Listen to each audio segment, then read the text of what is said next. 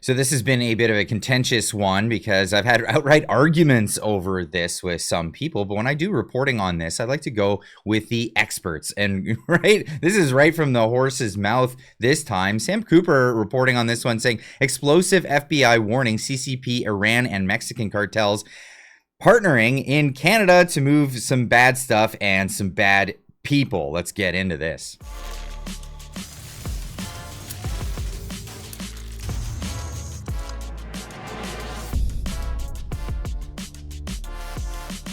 Ladies and gents, welcome back. As I alluded to, I've had to argue with people over this one. Now, who do you trust in these scenarios? A lot of people trusting the Canadian government with the data that they're giving forward.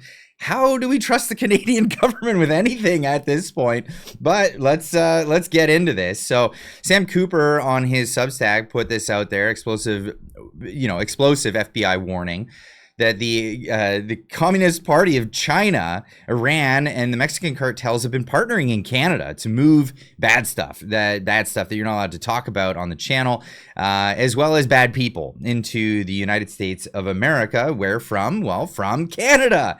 This has been the big issue going on for some time, and it's been a contentious issue because of the tariffs that were brought on by Donald Trump.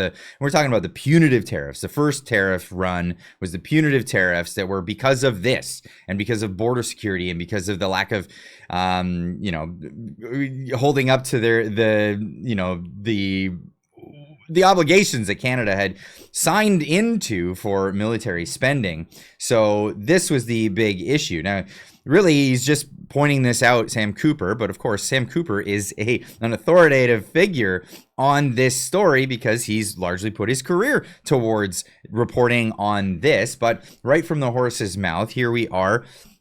This is Kash Patel reporting on this, saying this is where a lot of the bad stuff is happening. They've largely secured the southern border with the United States. That would be the Mexican border. And they have not been able to yet get Canada to partner with them in a viable way to secure the northern border. In the first 2-3 months that we've been in the seat under Donald Trump's administration, he has sealed the border. He has stopped border crossings. So where's all the fentanyl coming from still? Where's the trafficking coming from still? Where are all the narco traffickers going to keep bringing this stuff into the country? The northern border.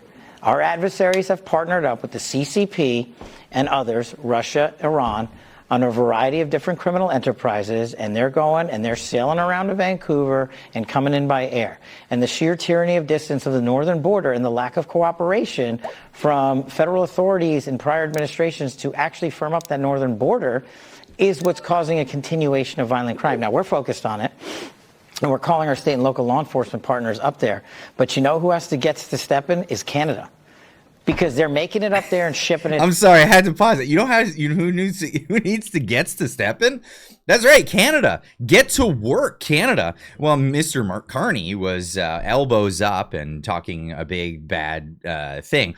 Of course, he was as soon as he got elected, and the boomers fell for it. We all know this. This has now become the meme in Canada. Boomers elected Carney for elbows up. He went across the border. He kissed the ring. Now, will he hold up to their end of the bargain? Now, this is the actual process. Now we have Kash Patel, Dan Bongino there representing the FBI, who's largely in charge of this. And let's not mince words here. Who would know this more than the FBI? Honestly, the intelligence apparatus of the FBI would know where this stuff is coming from, and they're begging with Canadians to say, let's get moving on enforcement of this stuff. Now, as we've been reporting on this for some time, I'm not just talking we as in my channel. Everybody's been talking about this. Largely, Sam Cooper has been bringing this to light, but many other YouTube channels have been also bringing this to light. This has become a big issue when we have labs that are, operating with impunity. They get busted. There are no arrests. What is happening? There was the biggest lab in Canadian history, one arrest. One guy when they said it was the Mexican cartels that were running it. Why was the only guy that got arrested an Indian guy? This is crazy. Down here.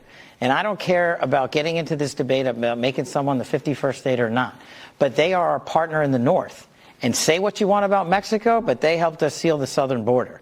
But facts speak for themselves. The border that's open, I'll give you a statistic that I gave to Congress that nobody was paying attention to. Over 300 known or suspected terrorists crossed into this country last year illegally. Known or suspected terrorists, not illegals. Not just illegals, known or suspected terrorists. 85% of them came in through the northern border. I want to add to this because this is another statistic that gets skewed, or people don't really appreciate where this is going. Of the people that are coming into the United States from the Canadian border, only a tiny fraction of people who enter the United States come in through the Canadian northern border. The amount of traffic, the amount of like actual flow of people, goods, and all kinds of things in from the southern border outpaces the Canadian border by a magnitude, a huge, giant amount. And to say that that much of that bad thing or those bad people are coming through the northern border is to say that a higher ratio of bad stuff is coming through the Canadian border. That puts a lot more context to the situation. Wow. This year, 100 known 100 known ones. Now we can, I can leave a link down in the description down below for an extended version of that interview. But I guess you get the gist here that, when we get these numbers like less than 1% of all the stuff that goes into the United States is coming from Canada, when the FBI is telling you otherwise, I don't know.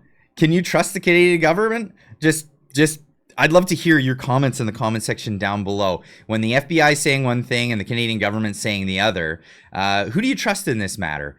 I don't know. I think I'm going to side with the FBI on this one. Anyway, let me know what you think in the comments down below. We'll see you in the next one. Keep on trekking.